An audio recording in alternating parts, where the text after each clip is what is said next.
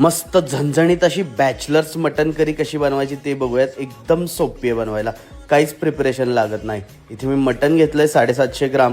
एका कुकरमध्ये तेल घ्यायचं आहे, त्यामध्ये खडे मसाले जे असतील ते ऑप्शनल आहेत, असं काही नाही सगळेच पाहिजेत.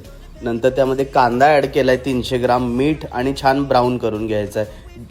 त्यामध्ये आलं लसूणची पेस्ट आणि हे मटन ॲड करायचं आहे. मटन कांदा आणि आलं लसूणच्या पेस्टवर छान परतून घ्यायचं आहे. त्याचा कलर चेंज झाला की त्यामध्ये मसाले ॲड करायचे आहेत. हळद, तिखट मिरची पावडर, बेडगी मिरची पावडर, धणा पावडर आणि गरम मसाला. That's it.